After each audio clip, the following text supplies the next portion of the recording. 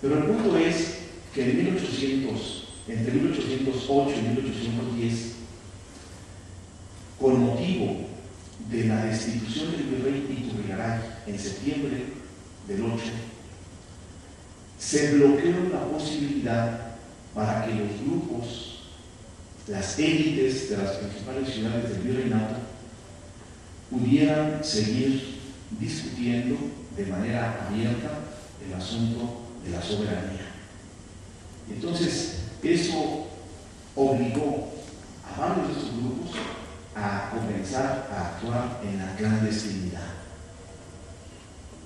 La preocupación sigue siendo la misma: la falta de rey, la supuesta complicidad de los españoles que ya apoyan a José Bonaparte en la península, el temor de perder la religión de sus padres, el ver afectados sus valores más preciados, su religión, su rey y su patria, ¿verdad? Esto llevó a varios de estos personajes a comenzar a hablar de independencia. Pero independencia, entiéndase, sin ruptura con la unidad política de la monarquía. Es decir, independientes de España, que está en poder de los franceses, ¿sí? Pero no independizarnos de la monarquía, porque el rey, al que no conocía, Fernando VII, ¿verdad?, gobernó muy poco tiempo, era el deseado, pues le seguían guardando fidelidad. Entonces me parece que este es uno de los aspectos interesantes que habrá que considerar cuando hablemos de esta conspiración. El otro punto que me interesa señalar es el proyecto político que se planteó en esas reuniones, que cuando menos debieron empezar entre agosto y fines de agosto y principios de septiembre de 1809, y que concluirían el 21 de diciembre del mismo año, después de que fue descubierta y aprendidos los principales cabecillas.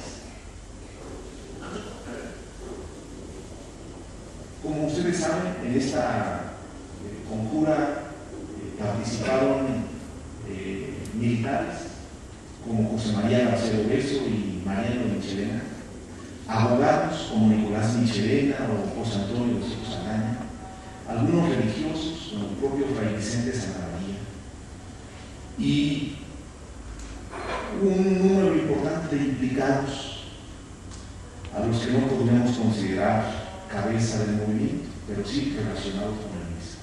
Los procesos que publicó Genaro García en 1910 dan un número de 51 personas implicadas.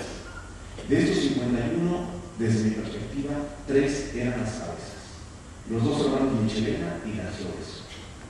Y había otros 3 que, sin ser cabezas, estaban también directamente implicados, que era Fray Vicente de Santa María, José María Abarca y José Antonio de Soto Saldaña. De ahí podríamos incorporar a otras personas, como el cacique Pedro Rosales, que tenía un enorme influjo en los pueblos de indios, de los barrios, de los alrededores, pero que al parecer, por lo que conocemos de los estudios que se han realizado, no estaban en la mente de todos los cabecillas conspiradores, sino solo en la mente de algunos de ellos. ¿Cuál es el proyecto?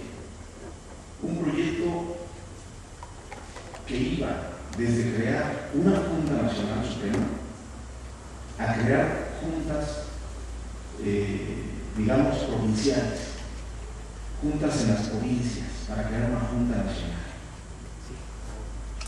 Es una conspiración porque se conspira contra el gobierno, a espaldas del gobierno. ¿Sí? Y otra cosa interesante es que estas reuniones, estas concurrencias, que en algunos momentos del proceso se les llama asambleas, y ya se da el término eminentemente revolucionario de la Francia, participan las mujeres. Estas tertulias son impensables en las mujeres. Un actor que hasta hace poco había permanecido invisible en los procesos históricos. Y siempre cuando nos acordamos de las mujeres, pues generalmente pensamos en doña José Ortiz de Domínguez o doña Leona Vicario. Y después, ¿quién más? Bueno, a veces se habla de la abuela Rodríguez, ¿verdad? Pero en realidad hay un gran número de mujeres que se metieron a la revolución por seguir a sus maridos, por amor a sus maridos, pero también por defender valores comunes, por intereses compartidos de una vida mejor. En el caso de las conspiraciones, y con esto yo terminaría esta primera intervención, estaremos pensando en la esposa del licenciado Nicolás de Michelena, ¿verdad? Este abogado de 33 años, en 1810, que había enviudado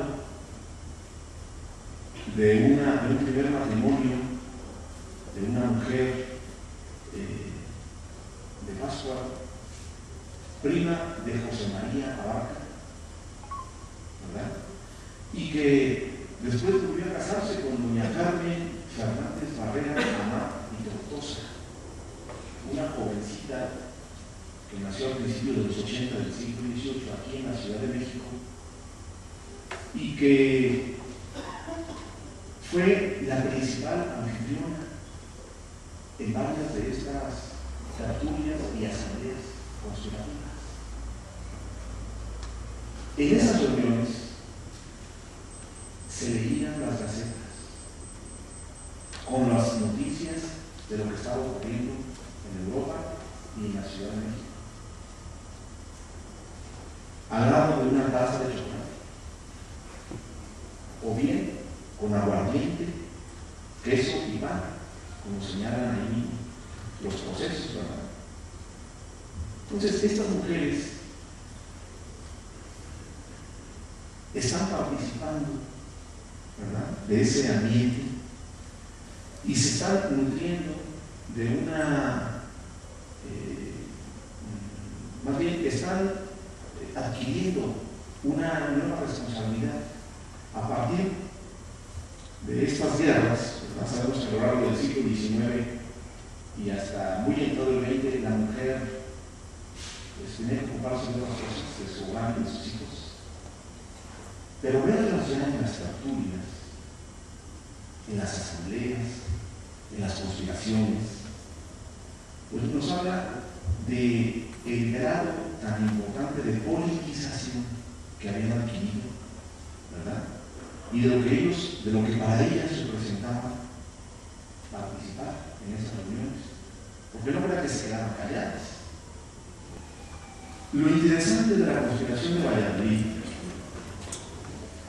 desde mi punto de vista, es que forma parte de un ambiente conspirativo que comenzó a fraguarse después del año de 1808 y que no fue exclusivo de ese lugar, porque después hubo conspiración en San Miguel Grande, en Querétaro, pero además en otros lugares, también en otros lugares. O vamos a pensar que exclusivamente en Valladolid, San Miguel Grande y Querétaro la gente se preocupó por el destino de la monarquía.